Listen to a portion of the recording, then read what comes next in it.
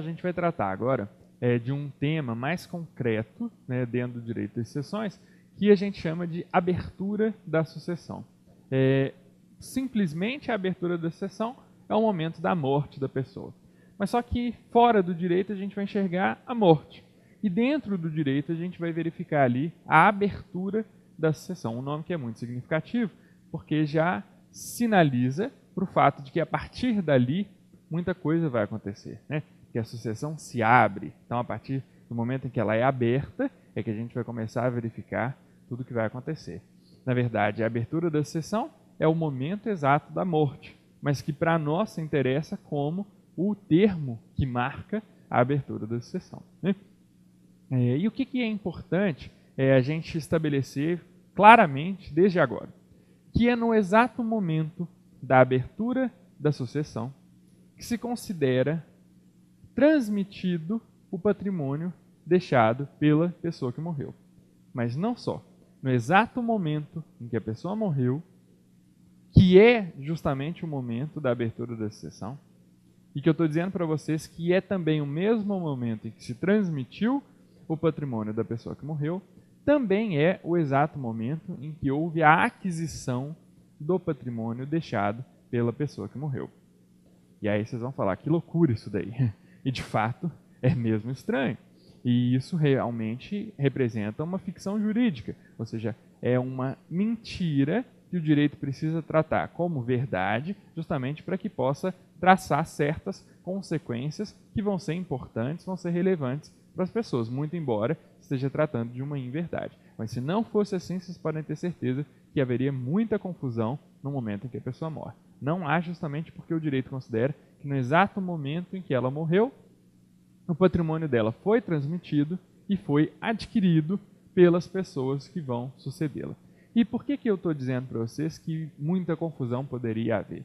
Bom, para a gente ficar em uma questão bastante simples, imaginem que a pessoa deixou uma casa. No momento em que ela morreu, e vamos dar mais concretude até o exemplo, a pessoa deixou uma casa e o único parente que ela deixou vivo é um filho que mora muito longe. Imaginem que ela mora em Belo Horizonte e esse filho mora lá no interior do Amazonas. Às vezes houve até demora na comunicação da morte para o filho, né? Então, se a gente for imaginar que o filho, que, como eu estou dizendo, é o único parente, então vocês já devem estar visualizando que ele é que vai herdar o patrimônio que a pessoa deixou, imaginem que a gente tivesse de esperar até resolver toda a questão de inventário, etc., para que o patrimônio se considerasse transmitido da pessoa que morreu, que a gente já sabe que chama autor da herança, para o seu sucessor, seu herdeiro, que foi o seu filho. Nesse meio tempo, alguém poderia ocupar o imóvel, alguém poderia depredar o imóvel, e como é que ficaria a proteção do patrimônio deixado pela pessoa morta? Certamente que não pode ser assim, e o jeito de não ser assim é o direito considerar que no exato momento em que a pessoa morreu, operou-se a sua sucessão, em sentido o mais amplo possível, ou seja, houve a transmissão do seu patrimônio e houve também a aquisição do seu patrimônio para alguém. E aí talvez vocês agora já consigam visualizar. Ora, a pessoa morreu hoje, o filho dela ainda nem ficou sabendo dessa morte, o filho mora muito longe, vai demorar para o filho vir até Belo Horizonte para resolver toda a situação dos bens que vai receber. Os bens estão desprotegidos? Não, porque já se considera que eles são do filho. Mas o filho nem sabe. Mas é para isso que existe a figura do espólio, que a gente acabou de ver. O espólio, como ente representativo tanto dos sucessores quanto do patrimônio, poderá inclusive tomar medidas judiciais acerca do patrimônio, enquanto o filho não aparece. Então, depois a gente vai ver que isso daí é um tema complexo, mas em linhas gerais vocês já estão vendo mais ou menos que essa ficção é de grande importância prática. Você considerar que no exato momento em que a pessoa morreu, houve a transmissão do seu patrimônio e houve a aquisição do seu patrimônio. Então, se a gente pudesse colocar de forma esquemática, vocês podem anotar aí, o exato momento da morte é também o momento da abertura da sucessão, que é também o momento da transmissão do patrimônio e, por fim, o momento da aquisição do patrimônio. Todos esses eventos, e eu não vou me cansar de repetir, são contemporâneos, não são sucessivos, não ocorre um depois do outro, tudo acontece no mesmo instante. E a gente vai ver que é muito importante entender se é sucessivo ou se é no mesmo instante ao longo das nossas conversas, sobretudo quando a gente começar a trabalhar com exemplos. Então, tudo bem, já entendemos isso daí. E aquele tal direito sucessório que a gente tinha começado a ver, aquele direito que teve a sua aquisição iniciada, mas que dependeria da morte para que fosse ou não adquirido por fim, né, para que a sua aquisição se completasse. Muito bem. A gente ainda vai ter de estudar acerca da sucessão legítima, quais são as pessoas que têm preferência dentro de todas aquelas pessoas na família que adquiriram direito sucessório. Mas o que vocês já podem saber desde agora é que no momento em que a pessoa morreu, talvez não todas, mas algumas com certeza, ou uma pelo menos, das pessoas que tinha direito sucessório com relação a ela, vai ter o seu direito adquirido por completo. No momento em que houver a aquisição por completo do direito sucessório, e esse momento é justamente o momento da abertura da sucessão, que de novo é o momento da morte, é o momento em que se transmite o patrimônio e é o momento em que se adquire o patrimônio, nesse exato momento o direito sucessório vai ganhar um novo nome, vai passar a ser chamado de direito à sucessão aberta. E o que é importante com relação ao direito à sucessão aberta é que vocês se lembrem lá da teoria dos bens, que a gente estuda dentro da teoria geral do direito civil, porque o Código Civil expressamente considera o direito à sucessão aberta um bem imóvel. E isso daí gera repercussões com relação a atos praticados que tenham por objeto o direito à sucessão aberta, porque em se tratando de um bem imóvel, a gente lembra que os atos são formais, tendo por objeto bem imóvel, a não ser que o bem tivesse valor inferior a 30 salários mínimos. Isso tudo vocês já dominam. O que precisam guardar agora é que esse chamado direito à sucessão aberta, que é o direito sucessório que teve a sua aquisição completada, tem, porque diz o código que tem, a natureza de um bem imóvel. Isso tudo bem, vamos adiante. Dentro do tema da abertura da sucessão, quando a gente pensa na questão da transmissão da sucessão e, obviamente, na aquisição da sucessão, que é a sua consequência imediata, nesse caso não só imediata, mas contemporânea até, a gente vai pensar no tema da capacidade para suceder. A gente vai lembrar lá da teoria geral do direito civil, quando estudou a questão da capacidade, tanto para a aquisição de direitos quanto para a prática de atos da vida civil. E aqui, obviamente, a gente está pensando em capacidade para adquirir direitos, porque se trata da capacidade para suceder, ou seja, para que eu receba o patrimônio que me foi transmitido pelo autor da herança no momento em que ele morreu. Essa capacidade para suceder está especificada lá no direito de sucessões no Código Civil. É muito interessante porque ela entra ali naquela discussão do nascituro e da personalidade do nascituro.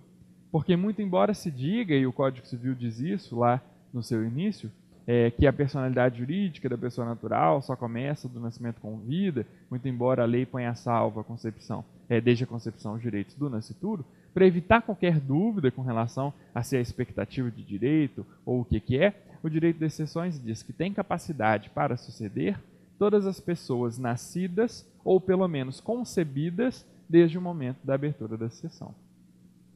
Então, obviamente que se eu já era nascido quando da abertura da sucessão, ninguém vai discutir que eu tinha capacidade para suceder. Mas não confundam com aquela capacidade que só se adquire plenamente aos 18 anos, porque aquela capacidade é capacidade para a prática de atos. Aqui a gente está tratando de capacidade para adquirir direitos, para adquirir o direito que me foi deixado pela pessoa que morreu, pelo autor da herança, né? Então, eu posso ter um ano, eu posso ter um dia de vida, e eu já terei essa capacidade, porque depois de nascido não há dúvida. Mas aqui não há dúvida também com relação à concepção, não. Porque a lei claramente diz que tem capacidade para suceder as pessoas nascidas ou pelo menos concebidas no momento da abertura da sucessão. O que significa, então, que se um pai morre durante a gravidez, durante a gestação do filho, né? Falar a gravidez do filho fica parecendo que é o filho que está gestante, mas não, é o filho que está sendo gerado pela mãe. Se o pai morre durante a gestação, o filho tem capacidade para suceder. Muito embora, como a gente já sabe, essa seja uma capacidade que se condiciona ao nascimento com vida, porque tem por objeto direito patrimonial. Mas se o filho nascer com vida, então se considerará adquirida a herança desde o momento da morte do pai dele, que é justamente o momento em que há transferência do patrimônio e aquisição do patrimônio pelos sucessores. Tudo bem. Um outro tema relacionado com a abertura da sucessão é o tema da comoriência, que é um tema interessante. O que se entende por comoriência? A gente já viu isso. Comoriência é justamente aquele caso em que diversas pessoas morrem em razão de uma mesma tragédia, um mesmo evento, que em geral é um evento acidental. Então as pessoas morreram num acidente aéreo, o avião explodiu e havia ali membros de uma mesma família. Ou estavam trabalhando juntos numa mesma plataforma de petróleo, pai e filho, e a plataforma também explodiu. Morreram então naquele mesmo evento trágico, pai e filho, ou a família no acidente aéreo. Então o que significa comoriência é a morte em um mesmo evento. Os ordenamentos mundo afora pensaram como disciplinar essa questão da comoriência, em geral adotando regras que não são tão simples e que são arbitrárias de qualquer jeito, né? Vocês encontrarão aí ordenamentos em que se considera que, numa hipótese de comoriência, os velhos devem ter morrido antes dos jovens, ou as mulheres devem ter morrido antes dos homens. Mas isso daí é questão arbitrária, porque por que razão eu consideraria que o velho morreu antes do jovem ou a mulher morreu antes do homem se houve a morte em razão de um evento trágico, uma explosão, por exemplo, né? Então, esses critérios arbitrários não são os mais recomendáveis. E o direito civil brasileiro, desde há muito, adotou uma regra que é da maior simplicidade, né? E que é a seguinte: numa hipótese de comoriência, a não ser que seja possível provar a ordem das mortes, isso pode acontecer em razão de perícia forense, mas não se sabe se vai acontecer. Se não houver, se não for possível determinar a ordem das mortes, então todas as pessoas mortas naquele mesmo evento, que são as chamadas comorientes, todos os comorientes serão presumidos simultaneamente mortos. Então aqui não tem essa história de a mulher se presume morta antes do homem ou o velho se presume morto antes do jovem, porque isso é arbitrário, não faz muito sentido. E ainda por cima gera consequências complicadas. Melhor é a nossa regra, aquela que entende que, não sendo possível se determinar com conhecimento científico, por meio de perícia, quem morreu antes de quem, todos serão presumidos simultaneamente mortos. E por se presumirem simultaneamente mortos, não transmitirão entre si direitos. Por quê? Porque para que a pessoa possa suceder, é preciso, a gente já viu, que ela tivesse capacidade para suceder. E essa capacidade tem as pessoas nascidas, ou pelo menos concebidas, quando da abertura da sucessão. A pessoa morta não tem capacidade para suceder, não tem personalidade jurídica. Então, se a pessoa estava morta no momento em que a outra morreu, ou, porque não é ideia de sucessão, se as duas morreram no mesmo instante, então, com relação uma à outra, a outra estava morta. E logo não pode ter havido transmissão de direitos. Essa é a regra no nosso direito. Então a gente passará a analisar o próximo parente na linha sucessória, considerando que os comorientes não transmitiram direitos entre si. Isso tudo bem. Vamos passar adiante. O direito brasileiro consagrou o chamado droit de saisine, que é uma expressão que vem do direito francês e que até hoje não tem tradução, né? Então a gente acaba aqui não conseguindo fugir do estrangeirismo, porque o que ficou mesmo famoso, consagrado, é essa história de princípio da saisine ou droit de saisine. De onde vem isso daí? Saisine é um substantivo que vem do verbo saisir, que em francês significa agarrar, tomar. Então a ideia seria de uma tomada. Mas tomada de quê? Ora, é o seguinte, e é bem simples até. Considera-se que tanto a propriedade quanto a posse dos bens que compunham a herança, o acervo hereditário da pessoa que morreu, são transmitidos imediatamente aos sucessores no momento da abertura da sucessão. Se a gente, mais ou menos, está retomando aquilo que a gente viu hoje no início dessa nossa conversa, essa segunda conversa, na verdade, né, dentro da divisão da nossa aula, vimos já que no momento em que há a abertura da sucessão, há a transmissão do patrimônio e a aquisição do direito. Mas não é uma transmissão assim vazia, é especificamente a transmissão da propriedade e da posse. E isso vem desse chamado princípio da saisine, ou droit de saisine, que é uma tradição que nasceu no direito francês medieval e que nós mantivemos até hoje, e que evita aquela consequência que eu já mencionei rapidamente para vocês, de o bem se tornar vago durante o processamento do inventário, que poderia levar a situações complicadas de disputa de propriedade, né? Mas isso não acontece porque tanto a propriedade quanto a posse se transmitem de imediato. É importante que se transmita a propriedade, mas é importante também que se transmita a posse, para que às vezes se possa optar pela via possessória para proteger a posse especificamente, quando o caso não for exatamente de proteção da propriedade. Tanto a propriedade quanto a posse são transmitidas aos sucessores no momento da abertura da cessão, em razão desse droit de saisine, ou desse princípio da saisine. E eu tinha dito para vocês que saisine vinha de tomar, agarrar, mas qual que é a correlação? Na verdade, era uma ideia de que no momento em que a pessoa morreu, os sucessores agarram o patrimônio dela. Alguma coisa assim, obviamente metafórica, mas para passar essa ideia de coisa imediata. Então, mal a pessoa morreu, os sucessores agarram, tomam o patrimônio e impedem que haja um período de vacância para que depois haja a transmissão. Isso daí a gente vai ver, se for fazer uma análise histórica, que remonta a um período em que havia um ônus maior para o sucessor, que tinha que arcar com mais tributos, porque de fato se considerava que durante um tempo a herança permanecia vaga, até que se ultimasse a sua transferência. Hoje isso não mais acontece, não há mais essa possibilidade de dupla tributação, porque se considera que no momento que a pessoa morreu, o vivo agarrou os bens que ela deixou. Então vai haver uma única transferência, logo uma única incidência de tributo. Vamos adiante. O próximo tema aqui no nosso roteiro é o do lugar da abertura da sucessão. O lugar da abertura da sucessão é exatamente o lugar do último domicílio do morto.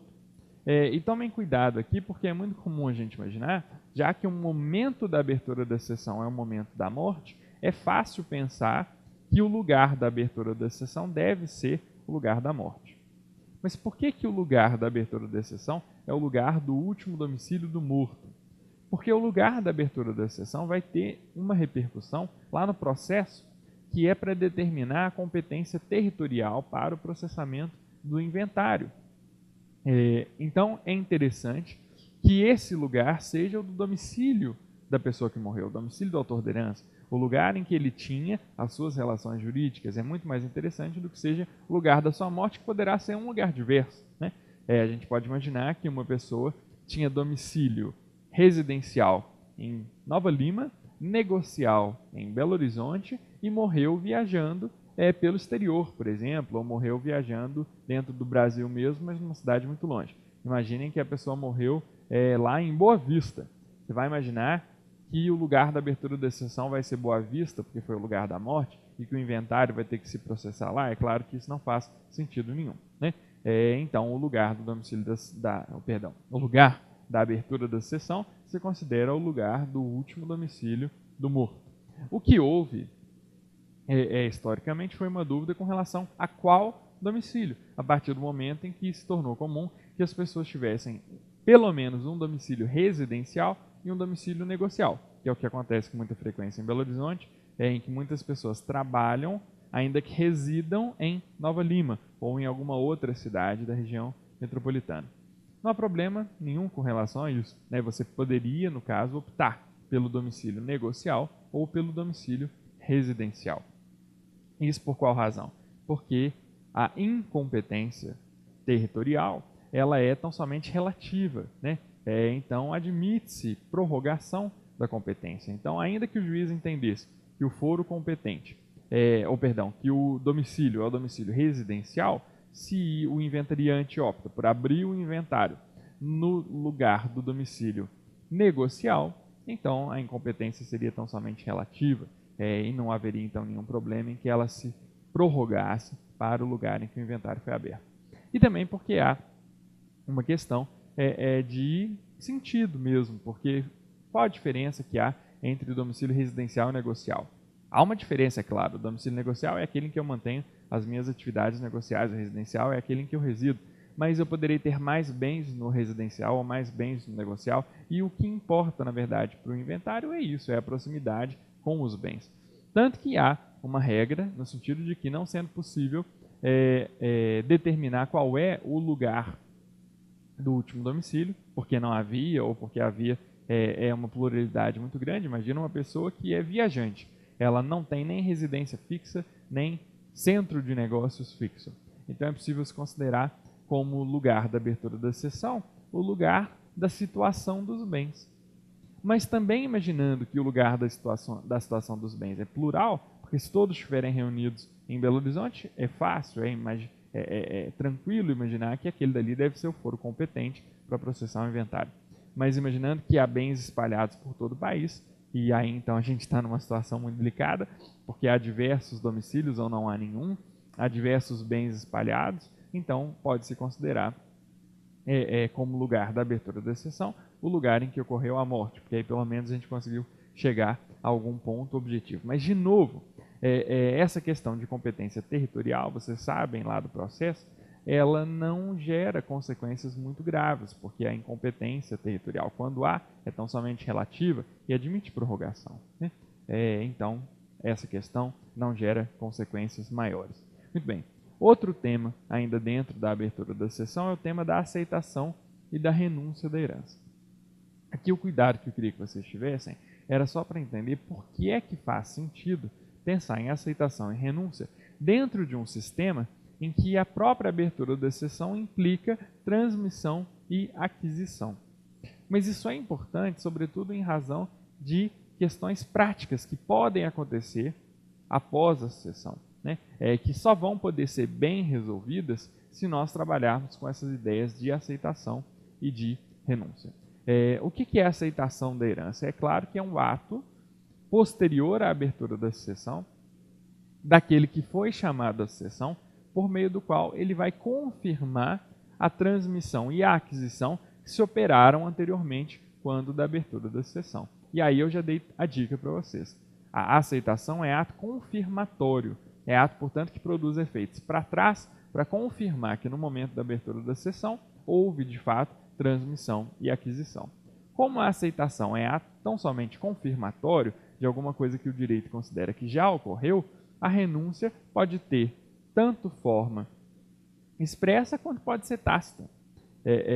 Basta que eu pratique um ato que é típico da condição de herdeiro. Por exemplo, eu herdei a casa que era do meu pai. No momento em que meu pai morreu, a propriedade da casa me foi transmitida e eu a adquiri. A gente sabe que isso tudo acontece no momento da abertura da sessão. Se eu continuo morando na casa, isso é ato típico de herdeiro. Porque se eu não tivesse interesse em receber a casa que me foi deixada pelo meu pai em virtude da sua morte, eu então teria me mudado para outra casa. Mas se eu continuei ali, considera-se que houve aceitação tácita, porque eu pratiquei um ato que era típico da condição de herdeiro, um ato que não podia ser interpretado como renunciativo. A renúncia é que é mais delicada, porque a renúncia ela acaba alterando a situação anterior. Enquanto a aceitação é confirmatória, a renúncia volta no tempo para alterar aquela transmissão e aquela aquisição que se tinha operado. A renúncia vai produzir efeitos para trás, no sentido de que a pessoa que renunciou nunca adquiriu, nunca houve transmissão para ela. Para que a renúncia tenha esse efeito, é preciso que ela seja a chamada renúncia abdicativa, ou seja, eu tão somente renuncio. Em palavras simples, eu tão somente digo, não quero receber. Se eu não quero receber, o efeito que isso vai produzir é que a gente volta no tempo e considera que eu nunca recebi desde o momento da abertura da sessão. Mas, apesar de o conteúdo da renúncia abdicativa ser assim tão simples, é claro que o ato não poderia dispensar forma, porque é um ato que volta no tempo, interferindo em uma relação que já havia se consolidado por incidência da própria norma, e ainda por cima com repercussões patrimoniais. Por essa razão, só se admite renúncia de forma expressa, e não só de forma expressa, mas também em forma pública. A renúncia pode tomar a forma de uma escritura pública ou ela pode tomar a forma de termo nos autos do inventário, mas ela há de observar a forma. Do contrário, ela não vai ser considerada válida e poderá então não produzir os seus efeitos, né? Um cuidado que vocês têm que ter com relação à renúncia é o tema da chamada renúncia translativa. O que seria essa renúncia translativa? Eu imaginar que o meu pai morreu e eu e os meus irmãos fomos chamados à sucessão dele. Mas eu entendo que eu não tenho interesse no patrimônio e preferiria que a minha irmã recebesse, porque ela precisaria do patrimônio, vamos imaginar alguma coisa assim. E aí eu diria, eu renuncio à sucessão em favor da minha irmã. Como o termo, digamos assim, o termo no sentido de terminologia, a expressão que muito frequentemente se usava era essa, renuncio em favor de, essa renúncia translativa ficou conhecida também como renúncia in favorem, é a renúncia que se pratica em favor de. E por que eu precisei renunciar em favor da minha irmã? Porque eu não queria receber, mas eu queria que aquilo que eu teria direito a receber passasse para minha irmã. E no exemplo que eu mencionei para vocês rapidamente, haveria, além da minha irmã, também o meu irmão. Eu não quero que ele receba, eu quero que a minha irmã receba. Por isso eu renuncio em favor dela. Mas vamos imaginar, isso é ato verdadeiramente, tipicamente, de renúncia? A gente acabou de ver que a renúncia é aquele ato de quem simplesmente diz que não quer, que não vai receber. Agora, se eu digo, eu renuncio em favor da minha irmã, isso significa que aquilo que eu teria de receber vai passar para minha irmã e não para o meu irmão, essa renúncia, na verdade, e aí é que vocês têm que tomar cuidado, sobretudo quando estiverem fazendo prova, essa renúncia tem a natureza de uma aceitação. Essa renúncia, que ficou conhecida como renúncia in favorem, em favor de, ou renúncia translativa, na expressão preferível em português, tem a natureza de uma aceitação. Porque se eu transfiro para minha irmã aquilo que eu tinha direito a receber, é porque eu recebi, porque eu adquiri e transferi então aquilo que eu tinha. Eu não posso transferir alguma coisa que eu não tinha. Eu não posso transferir para minha irmã a minha herança ou a herança que eu recebi do meu pai se eu não tiver recebido. Do contrário, haveria aí uma transmissão daquele que não tem aquele direito, e a gente sabe que isso não é possível, é vedado, desde sempre foi, porque não faz sentido. Então, o cuidado que a gente tem que tomar com o tema da aceitação e da renúncia é que a aceitação dispensa formalidades, pode ser expressa, mas em geral é tácita, desde que haja a prática de algum ato que é típico da condição de herdeiro. A renúncia, por sua vez, tem que ser distinta da renúncia translativa ou renúncia in favorem, que é aquela renúncia que implica uma doação, que implica uma cessão para alguém, ou sob alguma condição, ou com algum encargo. Tudo isso que importa vontade minha sobre aquele patrimônio. Logo, é preciso que eu tenha adquirido o patrimônio. E, portanto, então, essa renúncia renúncia translativa ou renúncia in favorem é ato de aceitação. É preciso distinguir essa renúncia da renúncia que é verdadeiramente renúncia, que é a renúncia abdicativa. Ou seja, aquele ato de quem diz simplesmente, não quero. E se vocês estão pensando por que isso é tão importante assim, no mínimo por uma questão tributária da maior relevância.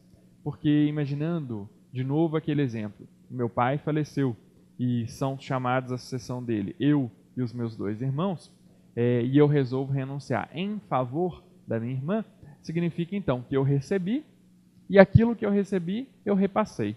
Então há incidência de tributo no momento em que houve transferência do meu pai para mim e posteriormente no momento em que houve transferência de mim para minha irmã. 2 vezes vai incidir aí tributo. Em compensação, se eu pratiquei renúncia tão somente renunciativa ou abdicativa, eu nunca recebi, porque o efeito da renúncia abdicativa é voltar no tempo e considerar que nunca houve transmissão. Se nunca houve transmissão, não há tributação do meu pai para mim. Há tão somente do meu pai para aquele que vai receber no meu lugar. Agora, o que acontece na prática é que se eu tinha 2 irmãos e renunciei de forma abdicativa, aquilo que caberia a mim vai ser partilhado pelos meus irmãos. Então, se a minha ideia é que só a minha irmã receba no meu lugar, aí não há outra saída além da renúncia translativa e não tem como fugir da dupla incidência de tributos, porque na verdade há 2 fatos geradores de tributo. Mas se eu simplesmente não quero receber e não me importo com quem vai receber no meu lugar, ou no caso mais fácil, que seria de haver um outro único sucessor e não 2, então a renúncia translativa é a mais adequada. Pessoal, até o próximo bloco.